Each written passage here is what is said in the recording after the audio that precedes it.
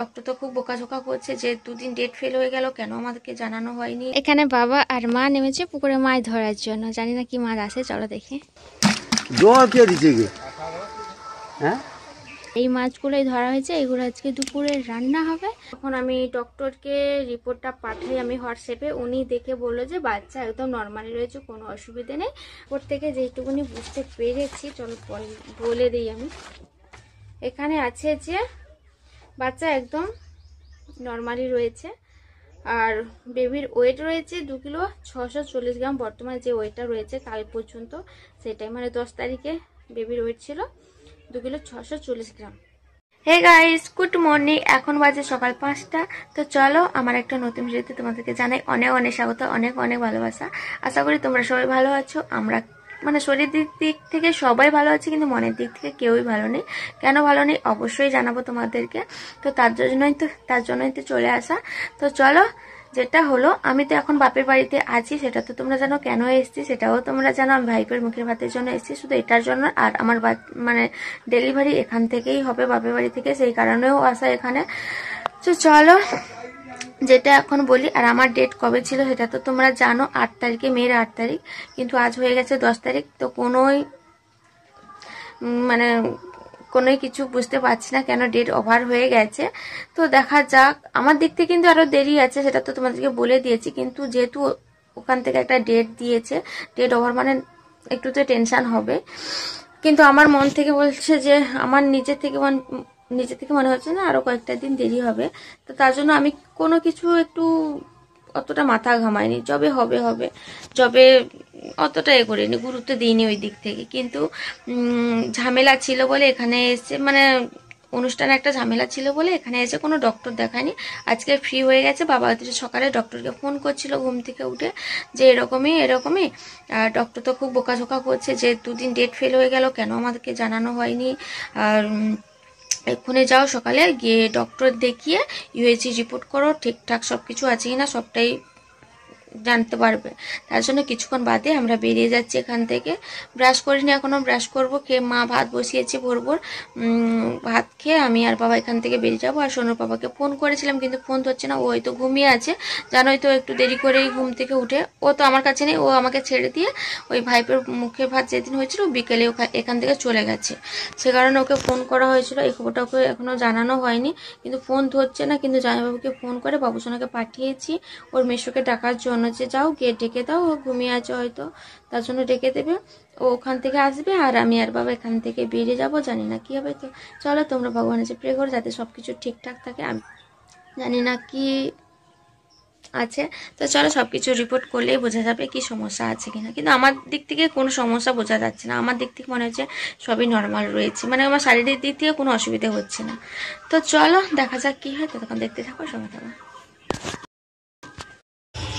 এখন আমি আর বাবা বেরিয়ে পড়লাম। আর এখন বাজে সকাল 9টা। মা গরম গরম ভাত করে দিয়েছিল, খেতে বেরিয়ে পড়েছি। আর ওর বাবা ফোন করে বলছে যে আমার যেতে দেরি হবে, তুমি গিয়ে আগে ডক্টর দেখাও, যদি রিপোর্ট ঠিকঠাক থাকে তাহলে আমি যাব না, আর যদি কোনো অসুবিধা থাকে তাহলে আমি যাচ্ছি। কারণ ওর বাবার একটু শরীরটা ঠিকঠাক নেই, তার জন্য। আমরা রিপোর্ট করে ঘুরে এসেছি 3টের সময়, কিন্তু রিপোর্টটা ডক্টরকে দেখানো হয়নি, কালকে দেখাতে বলছে। কারণ 3টের সময় রিপোর্ট করে আমরা যখন দেখাবো চেম্বার তখন ডক্টর থাকবে না, তার জন্য দেখানো হয়নি। এসে খেতে দিয়ে একটু ঘুমিয়েছিলাম। এখন বাজে সন্ধ্যা 6টা। এই যে গরম গরম জিলিপি খাচ্ছি। আর আজকে তো জানো কি 10 তারিখ, মানে আজকে হচ্ছে অক্ষয় তৃতীয়া। আর তার সঙ্গে আছে ঝুড়ি ভাজা। আজকে হচ্ছে এখানে মেলা হচ্ছে অক্ষয় তৃতীয়া, বাবার বাড়ি এখানে মেলা হয় বাড়ির পাশে। তো ছোট মামা এসেছিল মেলা, এই যে কিনে দেয় গরম গরম জিলিপি আর ঝুড়ি ভাজা। মেলা যাবো একটু বাদে, মা সন্ধ্যা দিয়ে দিক রান্না করে নিক, তারপরে আমি আর মা একটু মেলার দিকে বেরোবো। আর রিপোর্টে যেইটুকুনি জাস্ট ওখান থেকে যেটা বলে দিয়েছে যে বাচ্চা নর্মালি রয়েছে, তো এটা একটুকু জানিয়েছে, আর বেশি কিছু জানায়নি।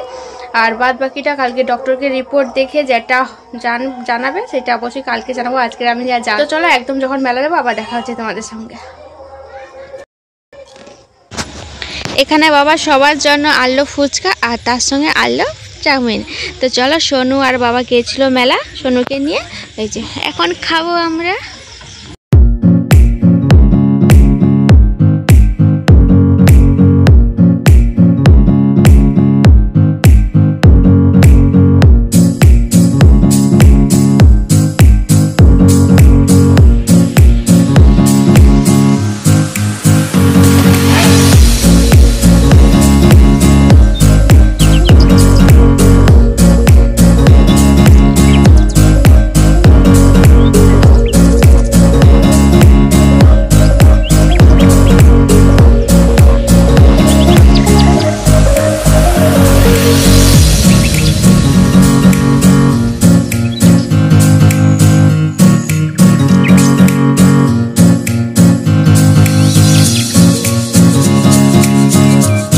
হে গাইজ, গুড মর্নিং। এই কিছুক্ষণ আগে ঘুম থেকে উঠলাম, রোদ্দুরটা পড়ছে এখন, দাঁড়াও। ঘুম থেকে উঠেই দেখি বিশাল কিছু হচ্ছে। কি হচ্ছে বলো তো, এখানে আমাকে সাথ দেওয়ার জন্য মামার ঘর থেকে এসছে, তো বৌদি বোন সবাই মিলে লেগেছে লুচি টুচি যা কিছু হবে পিঠে পুলি সব কিছু তৈরি করছে। এখন এই যে পুচকুটা আমার দাদার ছেলে, ওই যে দুষ্টুমি করছে তার মায়ের কাছে। এখানে আমি খেতে বসে গেছি, আর এই পুচকুটাকে বলছি থালা থেকে কিছু একটা তুলে নিতে। তো থালা থেকে তুলে নিতে হয়, ছোটো ছোটো বাচ্চারা যা থাকবে ওরা ওদের পছন্দ মতো তুলবে, তারপরে আমি খাবো। আর এই শাড়িটা মামার ঘর থেকে দিয়েছে। ব্লাউজটা পরছি না, কারণ সব ব্লাউজগুলো আমার ঢিলে ঢিলে হয়ে যায়। যাদের ঘরে নতুন নতুন ব্লাউজ দেয় তো সেগুলো একটু ফিটিং করতে হয়, তার জন্য ব্লাউজগুলো কোনো সাধ্যে দেখবে আমি কোনো নতুন ব্লাউজ পরি না, আমার ব্লাউজগুলো যেগুলো থাকে সেগুলোই পরে নিই। আর চলো, সব সাজানো হয়ে গেছে, ওরা এক করে তুলে নিচ্ছে যাদের যেটা পছন্দ, তারপরে আমি খাওয়া শুরু করছি।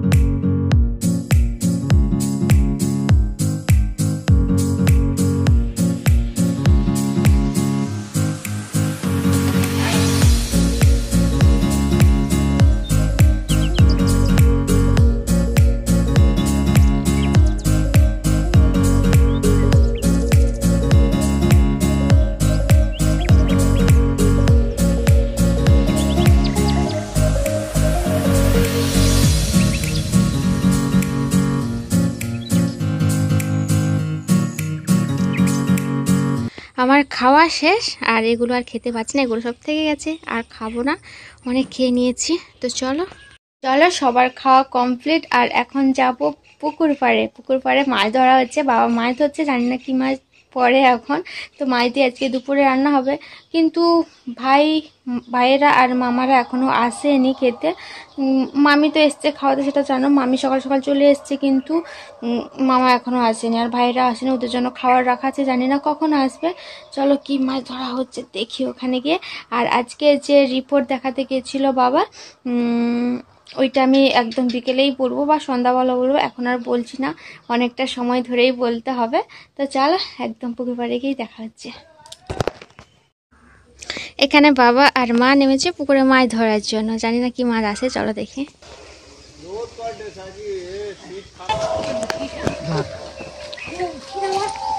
জাল মারতে হবে, ঘেরতে হবে, আর পলে ধরা যাবে। এটা তো অল্প জলাশয় ধরা, ফাঁকা শুধু লেজিয়াটা কিচ্ছু নেই। জল কে দিচ্ছে গে? হ্যাঁ,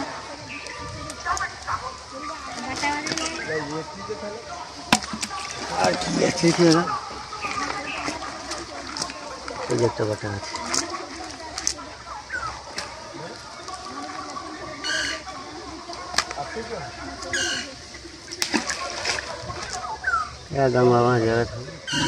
গঙ্গা আর একটা বাটা আছে, আর মাঝখানে আবার ঘর বসে যাবে।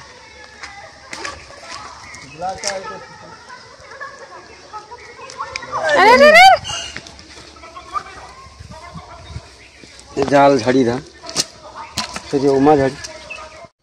এখানে ছাগলকে খেতে দেওয়া হয়ে গেছে। এই যে সকালে যে ফল টল কাটা হয়ে গেছিলো, ফলের খোসা জল টল আটা আটা করে দেওয়া হয়েছে। আর ওই যে গাছে করে গরু বাঁধা আছে, ওগুলো সব বাবার ঘরে গরু। আর ছাগল কটা আছে না, ছাগল আছে 9টা ছাগল, আর গরু আছে 3টি। আর এই মাছগুলোই ধরা হয়েছে, এগুলো আজকে দুপুরে রান্না হবে। আমিও লেগে দেবো, আর মামি আছে, মামিও রান্না করবে। চলো মামা খাইয়েছে, মামা খাইয়েছে।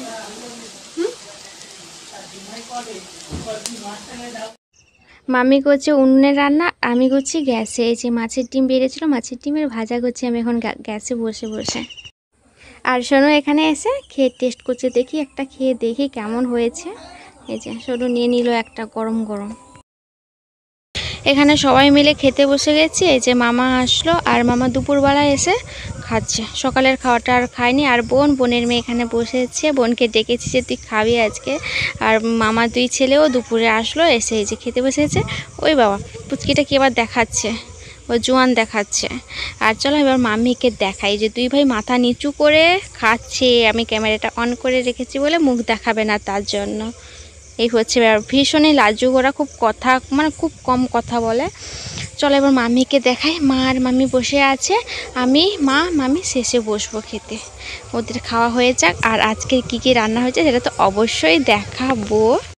প্রথমে দেখাই কলা ভাজা, বেগুন ভাজা, পটল ভাজা, মাছের ডিমের ভাজা হয়েছে। আর তার সঙ্গে কি আছে বলে তো, আরও তো কিছু রয়েছে। এখানে আছে মাছের ঝোল, আর মাছের মাথাটা আমাকে দিয়েছে। আমার মাছের মাথা খেতে খুবই ভালো লাগে, তার জন্য মাছের মাথা। আর তার সঙ্গে রয়েছে মাছের টক। আমাদের খাওয়া কমপ্লিট, আর মামারা সবাই বাড়ি চলে গেছে। আর কেমন করে ঝমঝমে বৃষ্টি এসছে, কি স্বস্তি না পেলাম। এত গরমের মধ্যে বৃষ্টি কার না ভালো লাগে বলো, আমার তো ভীষণই ভালো লাগছে। তো চলো বৃষ্টিটা ছেড়ে যাক, তারপরে আসছি মেন টপিক। চলো চলে আসলাম আমার রিপোর্ট নিয়ে। রিপোর্টে কি বলছে না বলছে সবটাই তোমাদেরকে জানাবো, তো সেই কারণে চলে আসলাম। আর আজকে তো আমার মামার ঘরে সাথ দিল, সেটাও তোমাদেরকে জানিয়েছি আর দেখিয়েওছি। কি বলতো, এবার চলো রিপোর্ট নিয়ে, আসল যেই কথাটা নিয়ে টপিক আজকে সেটা নিয়েই বলবো।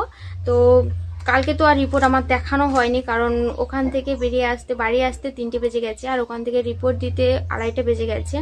সেই কারণে আর ডক্টরকে দেখানো যায়নি বলে ডক্টর আর চেম্বারে ছিল না, তো উনি আবার অন্য কোথাও চলে গিয়েছিলেন, তার জন্য দেখানো হয়নি। বাড়ি চলে এসেছি। আর আজকে নিয়ে যেতে বলেছিল, তার জন্য বাবা আজকে সকালে দেখিয়ে আনলো। কিন্তু কালকে যে রিপোর্টটা এনেছি, আর এক ডক্টরকে দেখেছিলাম রিপোর্টটা। তো উনি কোন ডক্টর, তো আমি আগে যেই ডক্টর দেখেছিলাম ময়নাতে, আমার শ্বশুর শাশুড়ির কাছে থেকে যেই ডক্টর আগে চেক আপে ছিলাম এ পর্যন্ত, সেই ডক্টরকেই আমি রিপোর্টটা দেখিয়েছি। তো উনি যেটা বললো এক কথা, আর আজকে সকালে বাবা যে ডক্টরকে দেখিয়ে আনলো, যে কালকে যাকে দেখিয়েছি, তো উনি আর এক কথা বললো। মানে ডিফারেন্স খুব একটা নয়, প্রায় কাছাকাছি রয়েছে। তো সবটাই তোমাদেরকে জানাবো। এসে যখন আমি ডক্টরকে রিপোর্টটা পাঠাই আমি হোয়াটসঅ্যাপে, উনি দেখে বললো যে বাচ্চা একদম নর্মালি রয়েছে, কোনো অসুবিধে নেই। আর বাচ্চা হবে 14 দিনের মধ্যে, 2 সপ্তাহের সময় দিয়েছে, 2 সপ্তাহের মধ্যে বেবি হয়ে যাবে। তো উনি এই কথা বললো, আর বললো যে বাচ্চা বেবি যে সারাটা, ওটা আমাকে 2বার বুঝতে বলেছে, সকাল সন্ধ্যা যেন আমি সারাটা বুঝতে পারি বেবি, তো এটাই আমাকে দেখে রাখতে বলেছে। কিন্তু আমি তো সারা পাচ্ছি, কোনো অসুবিধে হচ্ছে না, তো এটাই বললেন। আর আজকে যে ডাক্তার দেখাতে গিয়েছিলাম, আজকে যে রিপোর্টটা দেখাতে গিয়েছিল বাবা, তো উনি আর এক কথা বলেছে যে 20 থেকে 25 দিনের মধ্যে আমার বেবি হবে, তো এর আগে হবে না। আর বাচ্চাও এখানে নর্মাল ফিট হয়েছে, বাচ্চার কোনো সমস্যা নেই। এখানেও আমাকে সেম বললো যে সকাল সন্ধ্যা যেন আমি দেখে রাখতে পারি, যে লক্ষ্য রাখতে পারি, যেতে আমি বুঝতে পারি যে আমার বাচ্চা সাড়া দিচ্ছে, তো এটা যেন বুঝতে পারি। তো এটাই শুধু দেখে রাখতে বলেছে। তো দুজনের কথাই প্রায় সেম, শুধু ডিফারেন্স এইটুকুনি, 14 দিন আর 25 দিনের মধ্যে ডিফারেন্স। আর আমার তো ডেট তোমাদেরকে তো আগে থেকে জানিয়ে দিয়েছি, হয় মের শেষের দিকে, না হলে জুনের ফার্স্ট উইকে। তো এটাই আমার ধারণা। 8 তারিখে আমার কোনো মতেই নয়, 8 তারিখে তো হওয়ার কথাই নয়, আমি আগে থেকে বলে দিয়েছি। তো দেখা যাক কি হয়, এটাই জানানোর ছিল। আর আমি কালকে রিপোর্ট এনে যেইটুকুনি বুঝতে পেরেছি, ছবি দেখে তো আমি কিছুই বুঝতে পারবো না, এই যে একমাত্র ডক্টরেই বুঝতে পারবে ছবি দেখে, কিন্তু ছবি দেখে তো আমরা কিছুই বুঝতে পারবো না। এই যে আর রিপোর্ট থেকে যেইটুকুনি বুঝতে পেরেছি, চলো বলে দিই আমি।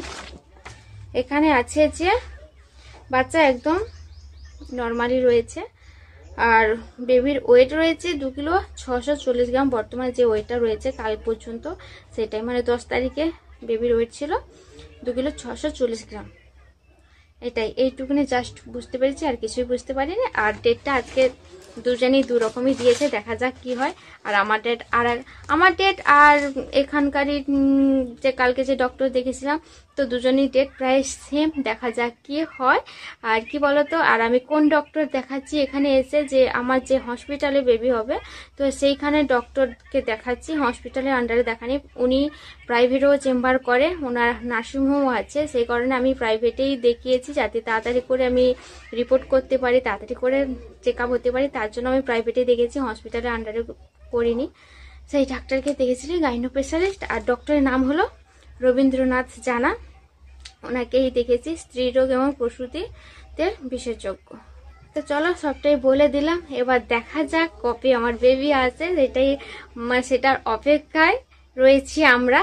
তো আমি তোমরা সবাই মিলেই রয়েছি কবে আসে আমার বেবি আমার কাছে। কি হবে সেটা তো জানি না, সে যাই আসুক না না সুস্থভাবেই আসুক এটাই চাইছি। তো চলো আজকের মতো ভিডিওটা এই পর্যন্ত। কেমন লাগলো আমাকে কমেন্ট করে জানাবে, আর যদি ভালো লেগে থাকে তাহলে অবশ্যই লাইক কমেন্ট শেয়ার করে দিও। আর যারা এখনো পর্যন্ত আমার চ্যানেলটিকে সাবস্ক্রাইব করোনি তাদেরকে বলছি চ্যানেলটিকে সাবস্ক্রাইব করে পাশে থাকা বেল আইকনটি প্রেস করে দাও। তো চলো এখন মতো টাটা বাই বাই, দেখা হয় পরে একটা নতুন ভিডিও। ততক্ষণ ভালো থাকো, সুস্থ থাকো।